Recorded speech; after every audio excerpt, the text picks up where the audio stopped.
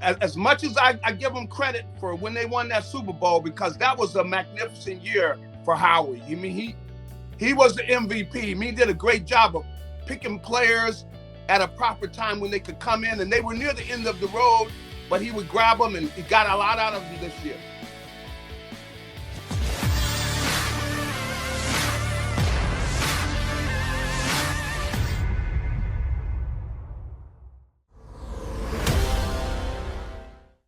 All right. I can't wait to see what ends up happening this Thursday night, and really Thursday, Friday, and Saturday. I just can't wait to see what happens and what the Eagles are thinking. But, you know, I welcome Garry Cobb from Fox 29 in, but I also want to make sure I welcome in the Philadelphia Eagles, because the Philadelphia Eagles also watch the show now. And, yes, we've been in contact with the Eagles. And I'll tell you what, one thing right out of the gate, Garry, they get a little sensitive when you talk about their general manager. Welcome aboard, brother. Yeah, you know, what do you mean, Howie? They were getting a little sensitive about Howie, huh? Did you get my Texas? Yeah, I did. Well, you know what? I mean, that's not a shock to me. You know, I know that they, you know, I got a chance to talk to Howie a little bit last week when they did their news conference, and you know, he was cool. He was all right with everything, but you know, I know Bob. Bob's been around a good while. Bob has come back and he's kind of running things over there. So obviously, you know, they're checking it out, and you know, they got a right to their opinion. That's fine. Everybody's got a right to their opinion. So this is something that's not new, but you know, that's their job, to check out and see what people are saying. Absolutely, Garry. This is where I'm going with the Eagles on Thursday with their first two picks in the NFL draft. Tell me if you can see a strategy here and where I'm going. Okay. And from what I'm hearing, again, your sources, again, hopefully they kind of match up with a little bit where I'm going. I say at 15, they take the kid Jordan Davis, defensive tackle from Georgia. Guy ran a 4.71 or amazing 4.78 at 350 pounds. Yeah. Then I'm hearing that they're going to trade with the Green Bay Packers at 18, move to the 22nd pick, get a third-round draft choice, a late third-round draft choice in this year's draft for moving down a few spots, and at that spot, they take the Utah linebacker Devin Lloyd. Could you see them being in that kind of – because Lloyd is kind of like a Micah Parsons, and if you know anything that everyone will tell us, and you know this as well as anybody, the NFL becomes a copycat league. That's and right. what you saw what Micah Parsons did last year, where you could put his hand down, he could cover tight ends. That's kind of what this kid is. Could you see this strategy being played out a little bit here, or do you see a different one? I could definitely see that, you know, if these guys are on the board. Now, the thing about Davis, you know, with him having that kind of freakish type of, you know, 40 time, and, you know, of course, you know, Georgia has been, you know, and their players have been in everybody's face. It depends on, you know, what these other teams do.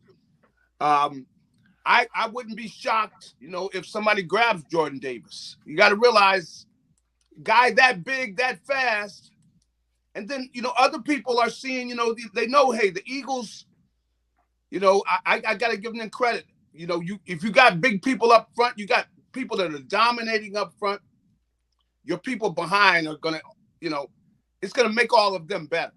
So if you got a guy like that, I can understand that. So the whole thing is, is he going to be there?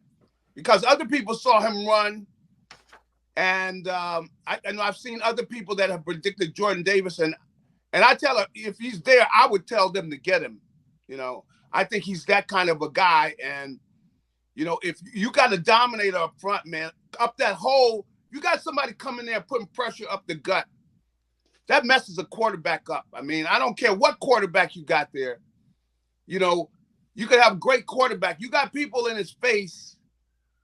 He can't shine, man. He's, you know, it's trouble because now he can't see, and a great quarterback is gonna. They hate that. They hate pressure up the gut. The guys outside, they can step up, they can do their thing, like those guys aren't even there at times. But when you got somebody giving that pressure up the gut, and if you got a guy who just is a disruptor, like Davis says, that would be great if they can get him. I hope he's there. I would tell him, if he's there, man, you got to get that guy. He's a special player. How about this too, Gary? I threw a stat out at everybody here, which is pretty remarkable, that over the last decade, 60% of the Pro Bowl wide receivers were not taken in the first round. I think that tells you about the depth that we're seeing nowadays that comes into these drafts. And to me, in my eye, I don't know if you see the same thing, it just becomes more littered with all of these wideouts from all over the country, from whatever programs that they come from. And you know, the one position I'm not ever talking about anymore is running back. I haven't talked about a running back. I can't remember the last time. Maybe the kid from Georgia, the third round guy. I don't know. But there's going to be depth at that position. So if you're going to use some of these premium picks like the first and second round, shouldn't you go on the defensive side of the football here with those premium picks and try to fill your gaps in rounds 3 down, maybe later second round down to 4, where you start putting some people on offense? How would you go about it strategy? You know, what you said about the receiver position, I think is indicative of where college football is now. Everybody's they're throwing the ball, man. And a lot of times this is affected the kids in high school and grade school when they start out. Kid's an exceptional athlete. He's gonna go out and wide receiver. He knows he could, if he's not big, depends on his size, but if he got that, net breaking speed, he wants to be a wide receiver. So, and really what it's done is it's just given them so many guys. And so you have, you can draft and you can find wide receivers, and the other thing is a lot of them come into the game ahead of what wide receivers used to be because they understand the game. And because a lot of them have been coached, and the coaching is getting better on the college level where they're teaching them the game and they got to know coverages and everything. So that is moving up to a higher level. And I could see the Eagles doing that and getting somebody later on. Regards to, I didn't get a chance to talk a little bit about that linebacker, because he is a difference maker. And see, that takes them. They haven't done that at the linebacker position. They've acted like that's a position like, some of the positions like where they haven't really done that, where they take a first round safety. And I would agree at the safety position, because you can have one of your corners, the guy can eventually become a safety. He can play safety because you got to defend the pass so much. And your safeties and your linebackers are kind of almost blended a little bit. But I think this kid, Lloyd, I'm looking at him play, man. This kid is a special player, man. He is he's a guy that's one of the elite guys, the kind you want to get. If you are going to get a linebacker, the kid has got to be able to run and run and run. And he's got to be a good open field tackler. And you see that with this kid, Lloyd. So how about this? I like him too. Hopefully both of those guys are there. If they're there, man, and then they're able to move back and get him, that would be and pick up a 2 here. I talked to Kyle Whittingham, his coach, at Utah. Know him very well. He's been on our program numerous times. And Kyle said, first guy in, last guy out kind of guy. He's always there. He studies film. He's like a team leader. Yeah. He loves the game of football. That's one of my what you need. Prerequisites is loving the game. I mean, we're watching with what Ben Simmons is doing.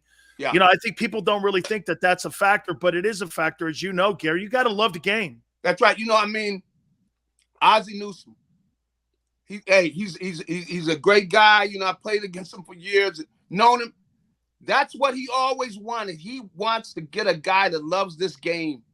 If the guy loves the game, it means he's up there, and you got a group of guys, they love the game. That's the way you build a team, because it's not just going through the motions, man. They're up there. This means this is something important to them. And so when you got a guy like that, that's infectious. That's the type of leader you need around. You need people that love this game, and that means he's going to be invested and he's going to be getting everything out of his talent. That means he's going to be putting in the extra work. that's the kind of guy you need leading a team. And this kid's got that. That's special. Here's some of the other names that could be around at 15 here, and maybe even down towards the 22 number. Olave, McDuffie, the kid Burks could potentially be down there. Nakobe Dean, also the kid from Georgia. Yeah. And Gary, the thing with Dean, people are telling me, he's not really a big guy. And I kind of compare him to Derek Brooks a little bit. He's like 215. He's like that cover two backer, that Tampa 2 defensive linebacker that plays tight ends, can play the slot, can play the seam. So he's kind of built there in that kind of notion. So he could potentially be there. I think Jameson Williams could be taken by the Jets earlier because the Jets are obviously going to try to put offensive talent around Zach Wilson, who they drafted last year. Yeah. But some of those names there that I threw at you too, because as you know, you're kind of a slave to the picks ahead of you. You got to sit and wait and see what really happens. And I'm saying Davis will be there, but you're kind of subject to what's being played out in front of you. You know what I mean? Yeah, and that really makes you be an outstanding, talent evaluator, because you might end up having to get your second or your third guy, and to be able to pluck a jewel out of there after somebody grabs your guy, that's tough.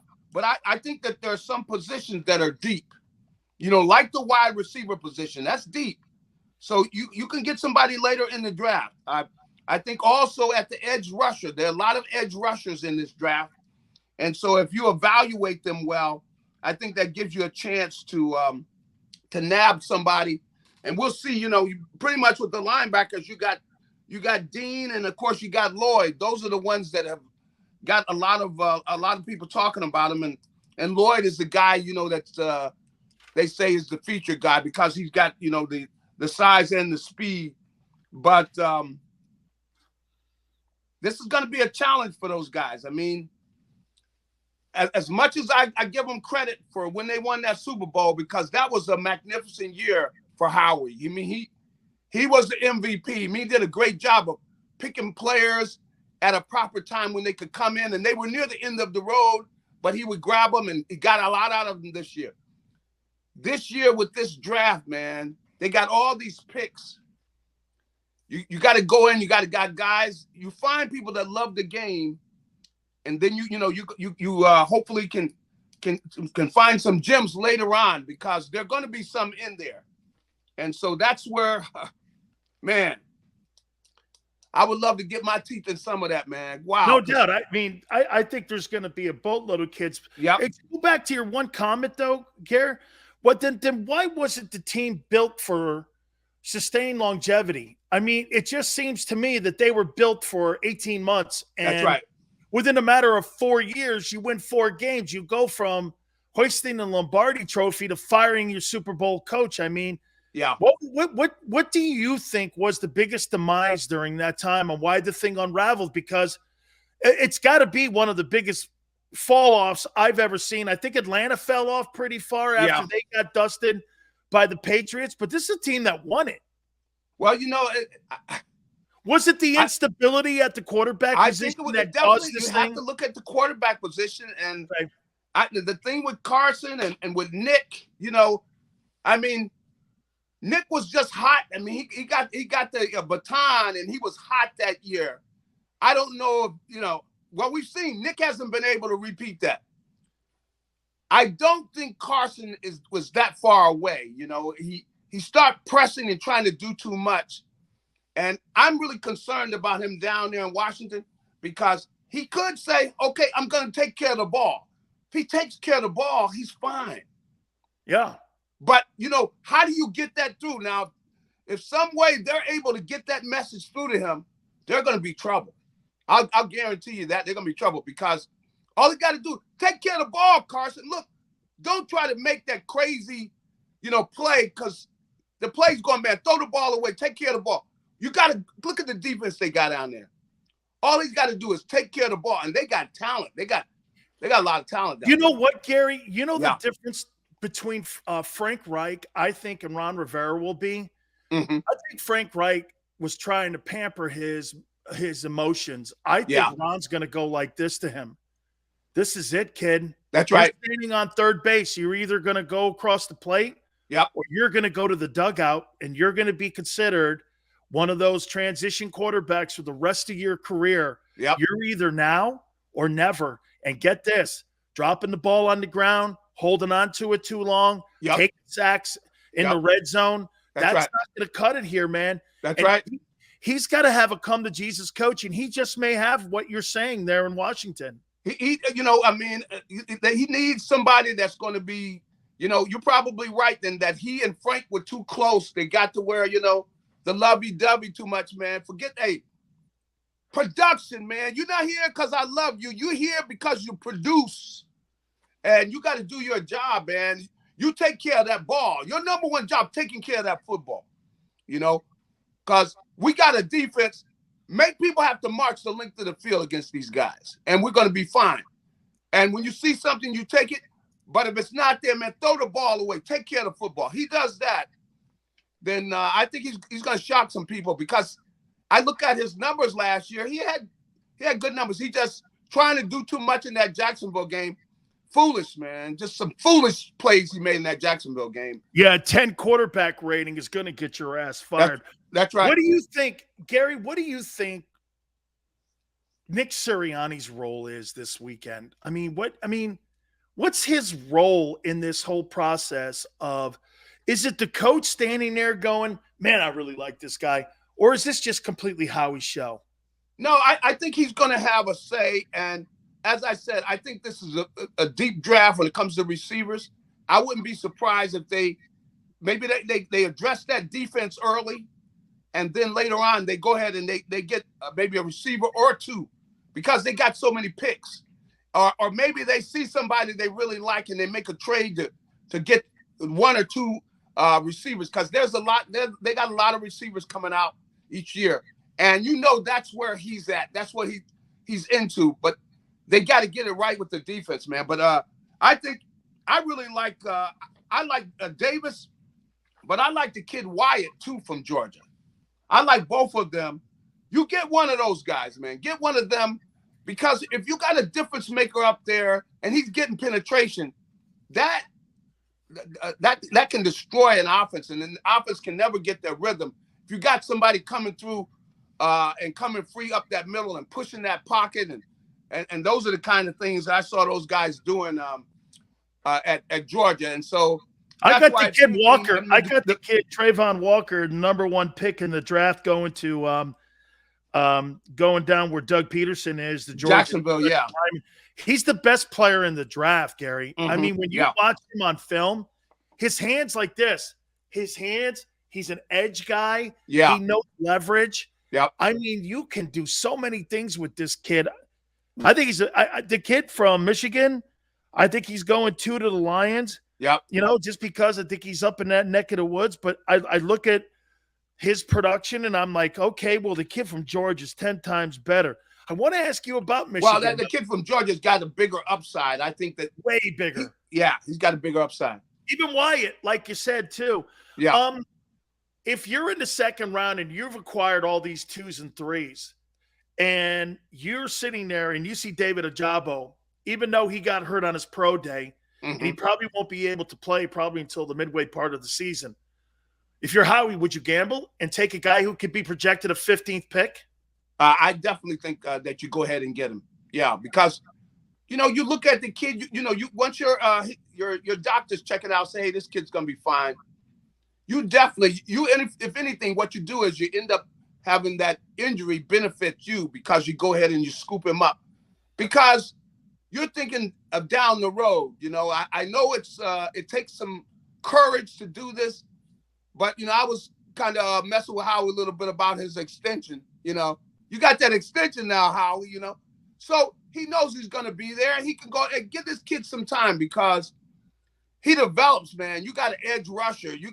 And then you look at all the other things about the kid. He hasn't been playing that long. He hasn't reached his potential. He's not nearly as polished, as his teammate on the other side, but he hasn't been playing the game that long. He's got a bigger upside, and that's what you're looking at. Can you project 1 or 2 years from now, who's going to be the best player. And he's got a basketball background, too, where he was a basketball player that transitioned into being a defensive player. I like that. Yes, I do. I like that because I think of Antonio Gates when I think of guys like that. And I also think of Gonzalez and people that were athletic enough to play those two sports. Yeah, I'm a fan of that. Gary, are you? Oh, without a doubt, because, the athleticism and the quick feet, the quick hands, all of that. You got the length.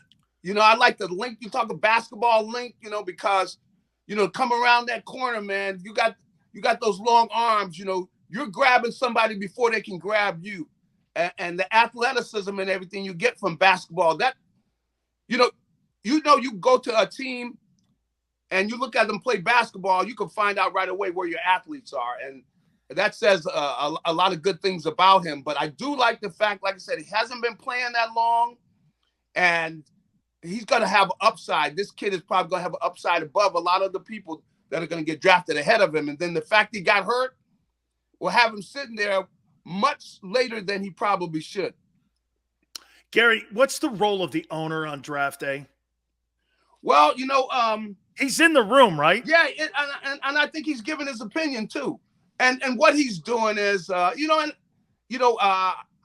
think they probably listen to him some. Because, is it opinion, Gary? Is it opinion, or is he asking questions, or both? Yeah, he tries to ask the right questions. That's what he has said all along. He tries to ask the right questions, and he's a lover of football. I mean, he loves the history, the great teams, and what made them great teams and everything. So I think he can benefit there by asking the right question and making them really think about what they're doing and, what are they looking at now. The big thing that I think that the success they've had by winning the Super Bowl is they're looking to try to win big, So you got to take some chances to win big. So that's where they're looking. That's why, the kid from Michigan, the fact that he was hurt, I think, somebody probably scoop up Williams, but because the kid from Alabama, because he got hurt. Because, look, as long as hey, this kid's going to come back from this injury, it benefits you. This kid got hurt, and he's still out there on the board when he should be off. And, you look at somebody, you got to be able to look down. And, of course, as I said, look at their upside. That's why a young player who hasn't been playing the game long, who's an outstanding athlete, that's definitely the kind of person you want to get. Gary, do you like the kid from your college, Drake London? I can't say I'm sure about let me him. give you my spin on him. Yeah. They won 4 games last year, and I thought he had a lot of production numbers and garbage time. I'm just not sure about him. I don't see the burst. I mean, I don't either. I don't see any burst with the kid. He's taller. He don't look like Keyshawn John. He don't look like Keyshawn. I would stay away from him. I'm not crazy, and I'm not crazy about the kid from Notre Dame either. That safety, because I see, he can run, but you got to have that lateral speed. You got to have that quickness laterally, and I don't see that with him. And he's tall and everything, but I don't. I got to see that lateral quickness out of a safety, because that's what you got to do a lot of times. It's not just straight open, just running. And he didn't test that well in that anyway. He's not that fast. And if you don't have that speed, you're playing back there. You're a liability. You can't run. You got to be able to run, man. You got to be able to run. And if you can't run, people circle you, and they're going to go after you. So I would stay away from him. I would stay away from London too, because I just don't see the quickness. I don't see the burst. You don't have to be a burner. But a lot of times to get open, you got to have that quick in a short space. You got to have the quicks. Hey, finally here. I watched the spring game. I'm going to make a proclamation here. The University of Miami and USC will be in the Final Four in 3 years.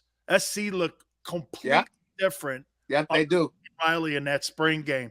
They were spreading it out. Yep. I saw some talented kids on that football team. That Caleb Williams kid, too. I'm going to tell you something, Gary. Southern Cal is going to be rolling back, and if they could keep those kids from Mater Dei and all those areas down there around the Los Angeles area. Take USC 18 months and they'll be back to winning 11, 12 ball games again. And I'm going to get more of my stuff out of the closet. Thank you, Gary. I appreciate it, my friend. Thank All right, you. have a great one. You got it, man. That's my friend Garry Cobb from Fox 29. Also, speaking of good friends, Morgan & Morgan. The fee is free. Folks, I've been telling you this now for the last couple of weeks here. They do not get paid unless you get paid. And that means this, you getting your fair compensation. That's what Morgan & Morgan does. If you're hurt or injured on the job, Morgan & Morgan is going to make sure that they go to battle for you. Picking a lawyer is one of the most important things you could possibly do.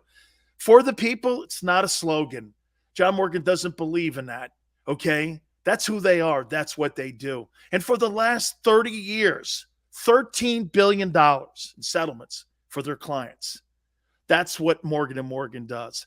With over 800 attorneys and offices in Philadelphia, New York, Florida, and across the country, Morgan & Morgan goes to battle for you because you know why? Size matters. That's what happens at Morgan & Morgan. They're the biggest firm in the country, and they go to war for you, making sure you get the right compensation. Said this to you before. There's no question. When you pick Morgan & Morgan to represent you, you've got the very best. The call is free. And again, know this, the consultation is free. 800-512-1600. 800-512-1600. Make the call. You're going to get 3 times the settlement, usually, when you pick an attorney to go and get your compensation. And Morgan & Morgan is the best. And when you call Morgan & Morgan, do me a favor, tell them your boy Big Sil sent you. I'm John Morgan of Morgan & Morgan. When you're hit from behind in a car crash, the insurance company may try to say, you can't possibly be hurt. It was only a few miles an hour. It's simply not true. You see, here's the thing. Getting hit at 10 miles per hour is like falling off of this. 15 miles per hour, like this. And only 25 miles per hour, this. Injured, dial pound law. There's only one Morgan & Morgan.